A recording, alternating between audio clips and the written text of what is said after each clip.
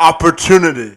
It's the tangible commodity presented to you once you're given the autonomy of choice. Nowhere has this been more prevalent than in college athletics since the introduction of name, image, and likeness. Since its inception in July of 2021, it is estimated by Yahoo Finance and Opendorse that college athletes have earned $917 million through NIL deals, giving college athletes the autonomy, the opportunity, and the leverage they need to control their own narrative over their own future, putting the power of possibilities and potential back in the hands of athletes, by the likes of which we have never seen, ensuring that athletes utilize this newfound autonomy and choice of perspective and potential to its greatest esteem is essentially important. Ensuring that athletes have the structure and counsel they need to maximize both their financial earnings and brand identity. No one knows this better than my friend Shawn O'Gorman. O'Gorman serves as the Director of Name, Image, and Likeness for First Round Management. It's his job to ensure that the players that he represents in college and in the NFL maximize their full earning potential, but also their potential in life, both on and off the field. For O'Gorman, it's essential that he establish relationships and make sure that the players that he represents have an opportunity to leverage every opportunity which comes their way to maximize their brand and personal identity. O'Gorman and I had a chance to catch up this week to talk about the future of the NIL, how it'll impact the future of college athletics, and how the evolution of today's athletes will change the way contracts are negotiated and deals are struck. It was a great conversation of tremendous value, which you should all stick around to absorb. So without further delay, I'm Kevin McShann. Let's have this conversation.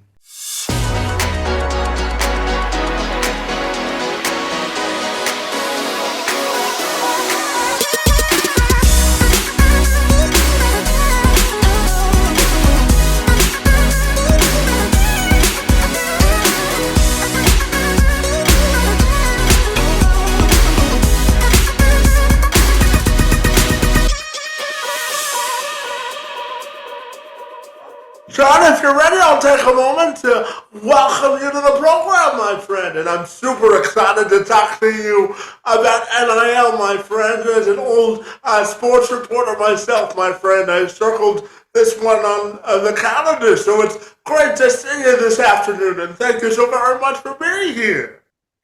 No, absolutely. I appreciate you having me, man. I'm glad, glad we can hop on and stuff like that. And, any way I can bring some knowledge or some resource or anything, you let me know. Yeah, absolutely. So, Shawn, I wanted to start our conversation by asking you to finish this sentence. Allowing athletes to make money or gain notoriety has affected sports in a positive way because how do you think you would finish that sentence, my friend? I think it's opportunity, man. And I say that for one thing, and it's just when you look back and you think about like the Tim Tebows, the Reggie Bushes, the Vince Youngs, the Christian McCaffreys. I mean, there's so many of them that would have just crushed NIL, and obviously I think that it's something, Johnny Manziel's, I mean, sheesh, that's probably the biggest one.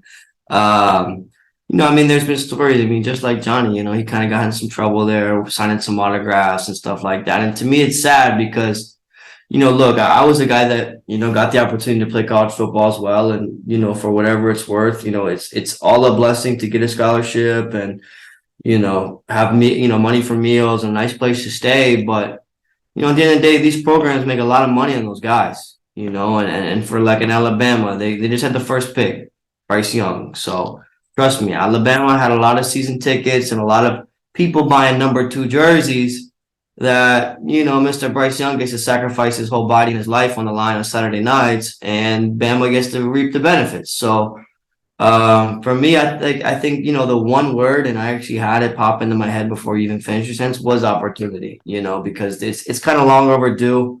I think there's a lot of different avenues of NIL now. Obviously, as you see with the collectives and brand deals and all these things, and I think it's great for these guys because A, they get to market themselves. B, they get to align themselves and kind of create a personal brand. And C, they get to create opportunities that they're able to start now. We had 3 guys drafted in the draft. All of those guys set up some partnerships while in college that will continue to grow and grow and grow throughout their time in the NFL. Yeah, absolutely. And, Shawn, with the emergence of name, image, and likeness, I'm also fascinated to ask you about whether you think athletes will have increased leverage over their future as they go through their athletic careers in college. I think, when you say leverage, I mean, I feel like it's kind of a interesting word, right? I think, I guess you could say leverage, but the phrase that comes to my mind is kind of writing their own narrative, right? They're able to kind of tell their own story a little more. And for example, like I had a guy last year, Alex Austin, just got drafted by the Bills. I first started working with him. The one thing that was important to him was community, right? Getting in the community. Well, Alex Austin, you can look it up on Google. He is the first ever NIL athlete with a with a scholarship in his name. It's called the Alex Austin Overcoming Adversity Scholarship, and that is something that that has been talked about since he done it. While he was playing, he was on ESPN during the bowl, at Pac-12 Media Day, at the Combine. They asked about it. Teams brought it up to him in interviews. So you can obviously, the goal of NIL is not to hurt yourself, but to help yourself. And there's a lot of different ways that guys can really help themselves throughout this process if they do it the right way. Yeah, absolutely. And for that reason, Shawn, I'm also curious to ask you about the future trajectory of NIL and whether you're worried about anything that can come from it in terms of getting out of control in any way. So do you think it needs to be regulated in any way, or what do you envision as the future of NIL? It's tough. Yeah, I mean, it's tough, because to be honest, the world has kind of went from what started off as brand deals and doing these deals to now, in a sense, it's a lot of, college collectives and these things. And that's great, right? I mean, that means that these collectives of the school are compensating these guys with, various marketing activities for throughout the school or the community that they're partners with. And that's great, right? But I think that, I don't want to be that guy, but I think it could potentially lead to, a little bit of a bidding war and some guys kind of making some permanent decisions based on temporary feelings. And I'll tell you what, every guy that I've helped with in the transfer portal or any guy that we've had NIL that's entered the portal, the conversation has been this, it's not about the money, it's about the fit. If you're not happy with where you're at on the field, then maybe it's time to hit the portal. If it's about money or these other things, then you're probably making the wrong decision. And don't get me wrong, you might get best of both worlds, regardless of, wherever you go in the transfer portal. But I will tell you what, some guys enter the transfer portal and they get stuck. They go to a school worse than where they're at, or they don't get anything in return. And where, in fact, the school before was taking better care of them. So, I think it's just it's a risk versus reward analysis at all times. And I mean, that's just like anything in business. But, at the end of the day, for the portal, certain players, top tier players, will always be wanted. And then on the college side, it's some schools that don't fit can offer more things, but guys like myself and I guess hopefully other people in the industry are the ones that are steering the conversations to, okay, X is offering you this, Y is offering you this, but Y is a better fit. So even if X is paying you more, Y is a better fit. Yeah, absolutely. And that leads into my next question, buddy, as the director of NIL for first round management, my friend. I'm curious to ask you about a typical or a non-typical day, because I know with the role that you have, my friend, and I know that not one day is the same, right? So No. tell me about the work that you do. Yeah, I mean everybody it's like a very common question is what does your day look like? What is a day in the life? And the only thing I can say is it's really not a day in the life. Every day is different, I think a lot of people watch Jerry Maguire, they watch Ballers on HBO and they think that that's our life, and unfortunately, it's not. I mean, don't get me wrong, it's a good life, and it's one that is very rewarding. And look, I'll tell you what, for myself, I don't have a job. I don't have a career. I do it in love, and I work with some of the best athletes on the planet, and helping their dreams come true. And that's the best part about this job. But when it comes to the day in the life, I mean, it's usually a lot of calls, a lot of emails, a lot of, back and forth. There's a lot of, marketing, there's PR, there's all kinds of things for these guys that come up, and obviously there's different things that have a timeline and are more important at the time. But at the end of the day, every guy needs their individual attention. You got to take care of everybody. I think here at FRM we have 30 plus athletes in NIL at some of the biggest schools. When it comes to Miami, Oregon, TCU, Oregon State, Maryland. All kinds of schools all over, Auburn, LSU, Texas A&M, Virginia Tech. There's all kinds of schools that we're at. So for me, it's kind of just seeing a little bit of market analysis on what's in the area and what kind of unique partnerships we can sign these guys up for. Because look, I mean, anybody can send emails to all the companies, but it's the unique ones that really are the ones that tell a really good story. If an athlete doesn't have a story about something, then it's really hard to market them, right? And every guy has some sort of story for some sort of product that you can push. So it's really just about knowing your clients and how to push them and where. Yeah, absolutely. And Shawn, tell me about the importance of building relationships, because I know that's a big part of what you do, right? So tell me about the importance of building relationships. I mean, full transparency, and I'll say this as serious as possible. Relationships are everything. If you don't have relationships in my business, then you don't got nothing. And that's not just relationships with clients, that's relationships with schools, that's relationships with companies, that's relationships with media, that's relationships with everybody. You want to build as big of a network as possible, to keep growing. You're like, when I started, my network might have been like this, and then now it's way out here, but the relationships are everything, right? And it's simple, right? People who take care of people appreciate people. Companies who have people that take care of them and give them good insights, they'll always thank you, right? I've done deals with some companies. We've done like 40 plus deals together.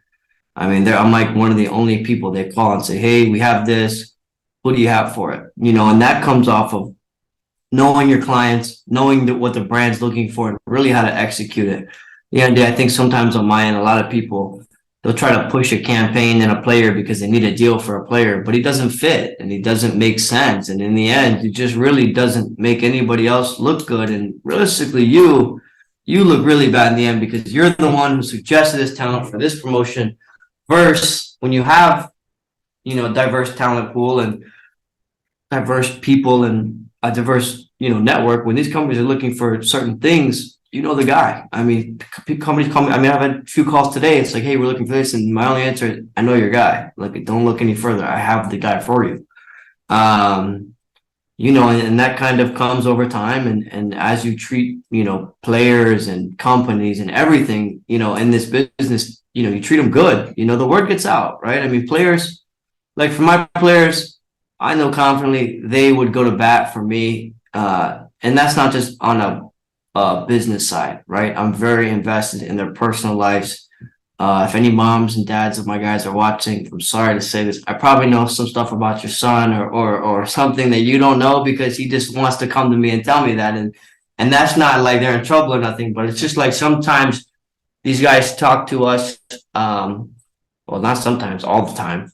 They'll talk to us about everything, and I always joke around. I tell people that want to get in the industry, I said, you're not just like a agent or a marketing guy or whatever. You are you're a counselor, you're a therapist, you're an advice giver, you're everything, and if you're not, the thing is the athletes will just go and find someone who does it all for them. So if you're not the guy that does it all for them, then honestly, why are they with you? Yeah, absolutely. And Sean, one of the reasons I wanted to talk to you today, buddy, was because, as I mentioned at the outset of our conversation, I originally went to school to become a sports reporter, my friend. And I one of the reasons I did that, buddy, was I was born with what's called spastic quadriplegia cerebral palsy. So that simply means that I don't have enough oxygen in my legs to walk normally. But I've been around sports all of my life, buddy, and I told myself if I couldn't play sports, I wanted to cover it. So I'm curious right. to ask you, how do you think we can make sports management a field that can be more inclusive for folks with disabilities to have easier path to enter the field? Yeah, well, first off, hats off to you, man. I give you all the props in the world, brother. What you're doing is phenomenal. And obviously, any way I can help you, you got my word, man. The fact that, you're out here beating the odds and stuff like that is it's impressive, bro. So I want to start off with that. And number two, it's just like anything else. You want to be special in what you do. You want to bring value. And just like you're doing now, right? I mean, you are giving people real context from real people about a real industry. A lot of people can write and read and form opinions on people and things in my business all the time. I read things all the time, man. It's like, I'm like, that's not even close to true, and it's kind of comical, but, at the end of the day, I would say, for someone like you is just keep pushing, man, and obviously, like I said, any way I can help and I will, just keep being you and eventually, this field will grow. I mean, this is life. Life is about opportunity, man. And over time you just keep building these things and Rome isn't built in a day. Just keep putting the building blocks in keep, putting the bricks in the wall and eventually you got a house. So for you and obviously other people with disabilities, it's just you can't knock passion, you can't knock want and will and drive. So obviously that's something you got, my brother. So you're going to be fine. And if everyone, if anybody with disabilities is similar to you, they'll be fine in the industry too. Well, thanks for sharing that. Sean, I'm also about helping individuals with disabilities and the business community create Mhm. competitive advantage. And I know for you, your farm is located in Miami, and there are certain advantages to doing business in South Florida. So tell me about creating a competitive advantage in the work that you do. I'm curious to know if being located in Miami helps with that at all. Yeah. I mean, here's the deal. And this is just me being honest. It could be Miami, it could be LA, it could be New York, it could be Mars, it could be Pluto, it could be the moon. We're gonna compete. And that's just what we do. That's what I do. I compete. I don't care who you are, what you do. If you're in the way, coming through you. And I'm just a competitor, and that's obviously the same thing with us, right? We've been in the business for 20 years, and we're not stopping anytime soon. For us, and especially in South Florida, right? I mean, there's so many. It's a big city. It's one of the biggest cities, and we're in Miami, so it's one of the biggest cities in the U.S. and quite frankly in the world.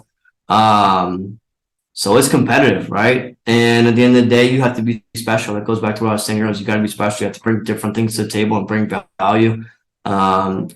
Everyone they call it, the industry standard, the norms. Like if you're just one of those guys who punches the clock and has the industry standard and the norms, like you're just blending in with the rest of them. If everyone's wearing a black shirt, you should wear a white shirt. That's what I always think is like you got to stand out in a crowd, and that's not just being the guy who talks about it. You gotta be the guy that walks it. The guy that walks it too. If you don't have any history, look, I know when I started, like I didn't know anything, right? I knew nothing. I mean, I was just driven and motivated and passionate, and was an ex-player and knew what these guys go through, so I wanted to help. And for my first guys that I signed, it was like I straight up told them, I said, look, you know what? I don't really have much to show you. But I can guarantee you one thing. You're not going to find anybody that works harder than me and is more passionate about you, your future, and what you want to do. And, everything has gone well since that day. I mean, I told it was two guys. I told them, I said, look, if you don't like me, fire me in 90 days like it's a bad habit. Just get rid of me. Get rid of me. And, I called them both on the 90th day and they forgot about it. I called them both and I said, hey, by the way, it's the 90th day.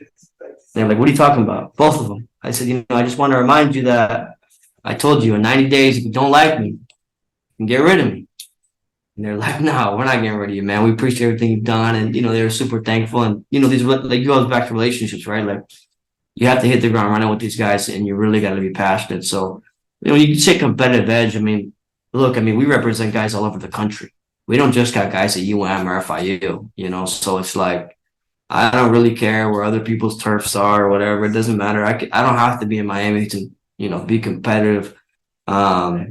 Just really depends on what you do, who you are, and how you do it, and it's a lot of work. But I will tell you what, the result in the end is always worth it. And seeing guys smile and achieve their dreams, and my favorite thing is just seeing guys do things that they never thought they'd be able to do, and it's not that I'm some guy with the magic wand or I'm Houdini. It's just I'm the guy crazy enough to believe it and the guy crazy enough to help them achieve it. And if they're crazy enough to buy into me and sign with us and work with me, well, I'm gonna make sure it happens every time for them.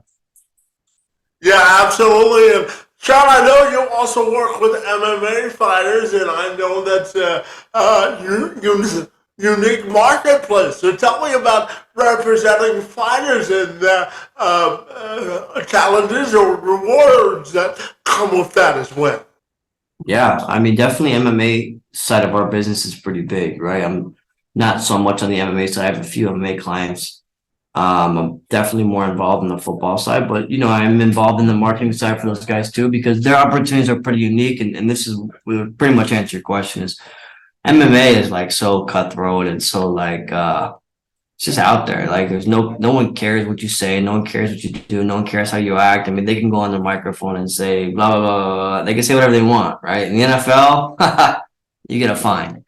You can't even wear different socks in the NFL without getting a fine. So in MMA, you can say whatever you want, do whatever you want. It's relativity. So these guys really, guys and girls are really able to just be who they are, and it's kind of they can be the truest form of themselves because they know nothing's gonna happen. I'm not gonna get fined, I'm not gonna get in trouble. I can just be me. And I think that's what makes the sport so unique and so diverse, because the athletes in the MMA space are just so able to think freely, be freely, live freely. Whereas in the NFL you can't say nothing in an interview that you wouldn't say talking to your mother. So that's kind of one of those things.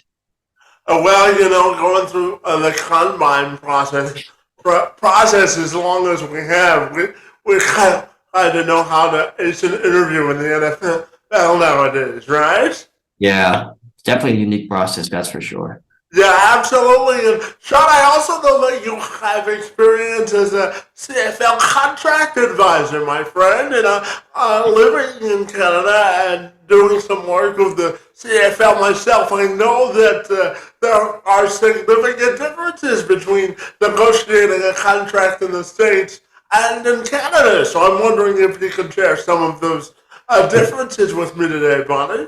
Yeah, I mean, they're just, for the most part, I mean, money's a big one. Definitely, different involvements in the contract and stuff like that, and different rules. CFL rules are completely different than the NFL, and there's just a lot of differences. I mean, at the end of the day, the contract is the contract. I mean, they're not to say they're all the same. That's not my point, but at the end of the day, usually it's a term sheet with the number on it and the term and how long they can play there for. But there is a lot of nuances and things in those that are different. And within the CFL, it's just the CFL, the XFL, the USFL, those type of leagues are now kind of forming to be springboard leagues. So unfortunately, where I, as a player, would have looked at the CFL like, okay, this might be my home. Now they're looking at us like, okay, this is just my way to get some more film and prove I can play on a more competitive level. There's nothing wrong with that, right? Every guy gets an opportunity, and however that opportunity comes is how it comes. So, I mean, there's definitely some differences, but overall, the principle of it is similar. Still football, and they're still getting paid to be a pro. Football's football, no matter what side of the border you're playing on, right? Yep, that's for sure. Absolutely. And Sean, I'm curious to know if you think, with the emergence of NIL, my friend, I'm curious to ask you if you think that the emergence of NIL will affect sort of the authenticity or purity of college sports moving forward. I don't think so. I mean, I think it makes it more authentic. It gives guys a platform to talk and be somebody and kind of have a voice. I mean, it's still kind of limited, unfortunately, but at the end of the day, they're able to kind of be themselves, express themselves in different, partnerships and ways that they market themselves and opportunity wise. And I don't think it infringes any way. I think it adds an extra flavor to it. It's something to talk about. It's something to promote. Something to, I was just explaining about, excuse me. I was just explaining about Alex Austin, right? It's like he was at Pac-12 Media Day, and he's not a Pac-12 Media Day. He's not a good football player. I mean, they only picked two guys from each team, but there was a large portion of his section of his interview that was revolved around a scholarship. And for me, you think about the authenticity, right? I think it speaks to the authenticity of the player, and I mean, there's no football without the player, and I think a lot of people forget that. There's no sports without the player, so it starts with the player. So when it comes to things like that, it's like I'm glad that there's a light and there's emphasis and information and people reporting and covering these things because it's important, and not only is it important, it's valuable, it's valuable for insight, it's valuable for fan bases to know who these guys are. Because look, unfortunately, a lot of fan bases know these guys with the helmet on, and me, probably one of these select few that really know these guys out of their uniform, right? I see my athletes way more out of uniform than I do in a uniform, So that's the best thing for me is fans and fan base and people like that, they don't always understand who these guys are like I do, and like agents or people in the business do, because it's not always highlighted. So I'm glad that it's being highlighted because, I love my guys. I love them to death. Those guys are family to me, and for the same reason I love them of who they are and what they are. I could care less about football, right? I mean, it's important. It's an important aspect of this business, but I care about their well-being way more than them being a good football player, right? And when it comes to the NIL stuff, it's like people are really finding a way to realize and learn about these guys off the field, and I think it's phenomenal. I'm personally, I don't care if it takes away from the NCAA or the game because it should be about the players. Yeah, absolutely. Because without the players, there would be no money for anybody, right? Yeah, exactly. Nobody makes money without the players. Yeah, absolutely. And Shawn, I'm curious to go back to something you said earlier about really knowing the people you work with in terms of what makes them tick. Because you also said earlier that it's important to protect the player against themselves in terms of if a school is offering them more money, it doesn't necessarily mean it's the or the best opportunity. So tell me about the importance of working with players, not only to secure their financial future, but also their brand future as well, because Right. those two things go hand in hand, don't they? Yeah. So, obviously that's two different things, but they do kind of coexist, right? And you get a lot of players that it's either one or two things. I don't really care about the money, which is fine. Or I really care about the money, which is fine too, right? You should. Um, but here's the deal is, this is what I explain to guys is, our job is to make sure that you're getting paid the value that you're worth in these collective deals because football could end tomorrow, right? There's no promise that you play on Sundays. I mean, what's this number? Like 0.01% of high school guys go on to play in the NFL. So it's like if you have an opportunity to jumpstart your life and get paid to, not paid to play, but paid as a player, um, I mean, there's no way to beat it, right? I mean, if you could jumpstart yourself, start making some money now, and you do end up going to play in the NFL, well, you're already having these conversations, and it's crazy to think that I have real conversations with 19-year-old players about having a business manager who does your taxes and your payroll and your bookkeeping and all these things and booking flights and doing these things where those conversations used to be combos for guys getting their second contract in the NFL. Now you're having them with 18 or 19-year-old guys going over contracts with them that, I mean, they're just seeing a playbook for the first time in their life, a college playbook in the first time in their life. And now they're talking about six-figure deals and these different things that, they never thought they would do. And for me, I look back, I was just talking with one of my guys at Oregon State, actually, Damian Martinez, him and his mom about a business manager. And, it's funny. I was telling him, I said, Damien, this is an interesting conversation for a 19-year-old. I'll tell you what, when I was 19, there's no way in heck I would think I'd be having this conversation. But the fact that you are, it's a credit to you, right? So these things are important, taxes and all these things. And, it's crazy that these guys have to think about these things. I'm obviously one of the agents that is very on top of everything off the field. I don't want anything to happen to them that is not beneficial for their future. So, those are obviously important conversations to have. And, I think it's interesting, it really is interesting. And the industry and the business as a whole is kind of, I mean, I don't want to say it's kind of getting started because, the landscape is there, but there's always new things and new differences that come up all the time. And, I learn stuff every day. And that's the best part about my job. Yeah, well, I always say, Shawn, the day that you stop learning is the day that you die, my friend. There is always something you can keep learning about, right? Yeah, for sure. And Shawn, just very quickly, I'm wondering your thoughts on the transfer portal and how it really has sort of evolved college athletics. Because if players don't play at a certain school, their first instinct now is to go to the portal. Or Yeah. how do you think it really evens out college athletics as a whole? Because all schools are now open to the transfer portal. So I'm wondering the pros and cons from your perspective when it comes to the transfer portal as well. I think, the pros are obvious, right? And I'll give you an example. I have a guy, Rivaldo Fairweather, who played tight end at FIU. Um, I mean, I'm an FIU alum saying this, but it's just like FIU might not be the best platform for him athletically, for his brand, for everything, right? I mean, there's just not as more eyeballs on FIU than where he's at now at Auburn, right? He went from, Conference USA to the SEC, and a very competitive SEC school. So, there definitely is pros in the business. Now there is cons too, right? Because here's the deal, and this is where, thing about me is I always tell guys is I will always tell you what you need to hear, not what you want to hear. And that is not to be mean, that's not to be rude, it's not to be harsh. It's just to be truthful.